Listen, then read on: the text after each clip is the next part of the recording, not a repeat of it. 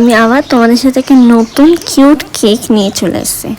কেকটা দেখে তোমরা বুঝতে পারছো কেকটার সাথে আমাদের ছোটোবেলা কত স্মৃতি, কত ইমোশন জড়িয়ে আছে।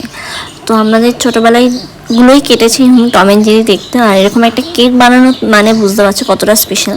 তো এটা ছিল আমার একটা রিপিটেড কাস্টমার, তার ভাই টম অ্যান্ড জেরি দেখতে আর টম অ্যান্ড জেরির লাভার। তো যাই হোক, আমাকেও বলেছিল দিদি সেম এরকম থিমের ওপরে তুমি কেকটা বানিয়ে দিও আমাদের। তো আমিও জাস্ট এর মধ্যে কিছু ফন্ডেন্ট ছিল, একদম সেমি ফন্ডেন্ট কেক ছিল, পুরোটা স্কাই কালার দিয়ে আমি কভার করেছিলাম আইসিংটা, আর নিচে জাস্ট কিছুটা গ্রিন দিয়েছিলাম। এরকম করলে জানো তো কেকটা খেতেও, কেকের কোয়ালিটি মানে ক্রিমের যে কোয়ালিটিটা ওটা একদম ডাউন হয়ে যায় না, একদম প্রপার থাকে।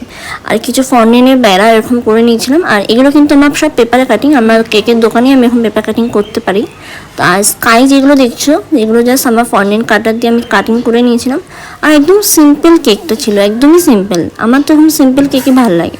মানে কাদের কাদের এখন সিম্পল কেক ভালো লাগে তারা একটু কমেন্ট করে আমাকে জানিও তো।